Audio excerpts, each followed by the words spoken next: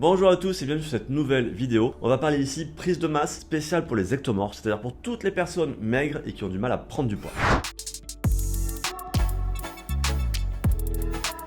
Alors si vous avez vu mes autres vidéos, vous savez qu'en réalité, les types morphologiques et donc les types ectomorphes n'existent pas vraiment en tant que tels. Normalement, je pense que tout le monde a compris, quand on parle d'ectomorphes, ça veut simplement dire, voilà, comme j'ai dit, c'est toutes les personnes, elles sont maigres, elles mangent beaucoup, ou en tout cas elles ont l'impression, mais elles n'arrivent pas à prendre du poids. Si vous ne l'avez pas encore fait, je vous invite à regarder ma vidéo complète sur la prise de masse au global, parce que tout simplement ça vous donnera plein de clés, plein d'informations pour mieux gérer vos prises de masse. Alors, au sommaire, on va voir, est-ce qu'il est obligatoire de faire une prise de masse quand on est maigre? On verra aussi pourquoi certains mangent beaucoup mais ne grossissent pas, et bien sûr, on verra quelles sont les solutions. À la fin, je vous donnerai aussi quelques astuces pour augmenter facilement vos calories. Et si les vidéos vous plaisent, je vous inviterai à liker, partager et commenter parce que c'est vous qui faites vivre la chaîne. Et si à la fin de la vidéo vous ne savez toujours pas comment gérer votre prise de masse, nos coachings fitzone.net sont là pour ça. Et si vous cherchez les meilleurs compléments alimentaires pour la prise de masse, Aquila Nutrition, notre marque nutrition sportive, elle est là pour ça aussi. Allez, on démarre avec la première question. Est-ce que la prise de masse est obligatoire quand on est maigre? Alors quand on est maigre, et à moins d'être vraiment 100% débutant en musculation, oui, il sera obligatoire de faire une prise de masse pour réussir à faire décoller la prise de muscle, la prise de poids. Pourquoi? Tout simplement parce que si vous êtes maigre, ça veut dire que vous n'apportez pas suffisamment de calories, d'énergie à votre muscle pour lui permettre de se développer et donc de créer du muscle. Si votre corps n'a pas les briques pour construire du muscle, c'est tout simple, il n'en construira pas. Par contre, attention, on va parler prise de masse propre, c'est-à-dire en limitant la prise de gras.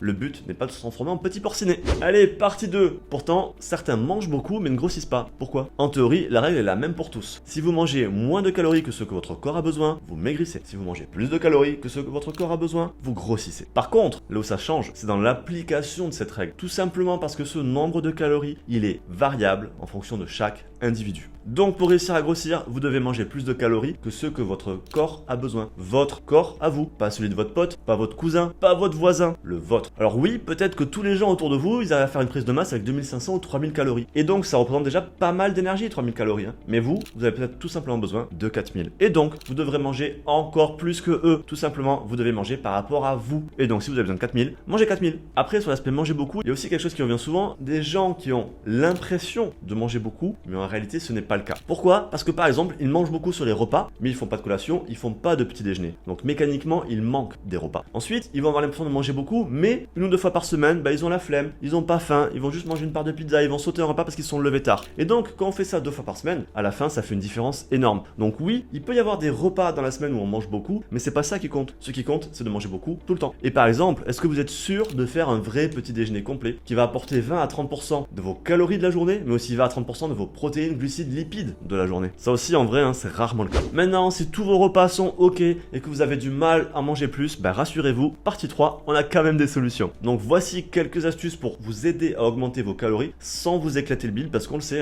quand on fait une prise de masse et qu'on mange beaucoup de calories, au début c'est peut-être un petit peu drôle, à la fin ça devient franchement pénible. Première astuce, facile, ajouter des lipides. Vous avez l'habitude de mettre une cuillère à soupe d'huile d'olive dans vos plats? Mettez-en 2. Ça paraît rien, vous vous en rendrez pas compte, mais ça va énormément ajouter de calories à votre alimentation. Idem en collation, ajoutez quelques oléagineux, des noix, des noisettes, des amandes. C'est facile à manger, ça prend pas de place dans le ventre, c'est facile à transporter et là aussi ça rajoute facilement des calories, des lipides et un peu de prot. Deuxième astuce auquel on ne pense jamais et que j'appelle la compression des calories. Au lieu de manger 1 ou 2 pommes fraîches, le dimanche, prenez 10-15 pommes, mettez-les en compote et ensuite dans le volume de 1 pomme, vous aurez en réalité l'équivalent de 2 à 3 pommes. Donc ça compresse vos calories, ça permet de manger plus facilement. Et si vous voulez aller encore plus loin, vous pouvez aussi dans votre compote ajouter un petit peu de sucre de fleur de coco par exemple, parce que c'est le sucre qui a l'index glycémique le plus bas pour augmenter encore la dose de glucides. Vous pouvez aussi ajouter un petit peu de cannelle, déjà parce que c'est bon et puis en plus ça régule le métabolisme des glucides. Autre solution, toujours avec les glucides, là on va parler de ce qui se passe autour de votre séance d'entraînement. À ce moment-là, l'insuline ne réagit pas exactement de la même façon, donc n'hésitez pas à prendre 1 g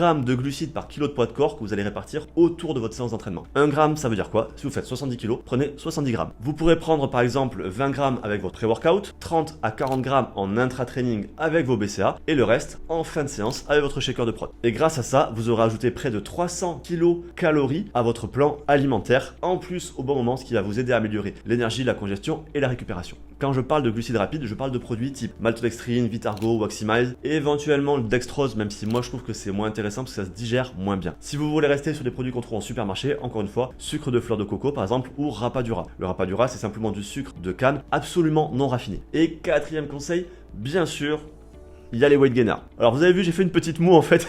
Les weight gainers, c'est rarement une bonne solution parce que les weight gainers, c'est rarement des bons produits. Pourquoi? Parce que la plupart des weight gainers du marché, ils ne sont pas assez dosés en protéines et ce ne sont pas des bonnes sources de glucides. Donc ça revient globalement à acheter du sucre au prix de la prot. Donc pour acheter un bon weight gainer, achetez un lean gainer, c'est-à-dire un gainer qui comprend au moins 40 grammes de protéines. Et en termes de glucides, visez quelque chose avec par exemple de la farine de patate douce ou de la farine d'avoine qui seront des sources de glucides plus intéressantes. Typiquement comme le Better Lean Gainer qu'on propose chez Aquilab Nutrition. 40 grammes de protéines et ensuite des glucides basés principalement sur la farine d'avoine. Donc gainer oui, mais attention à la qualité. Prenez surtout pas un gainer avec 80 à 90% de sucre, sinon ça revient tout simplement à boire un verre de coca en plus cher quoi.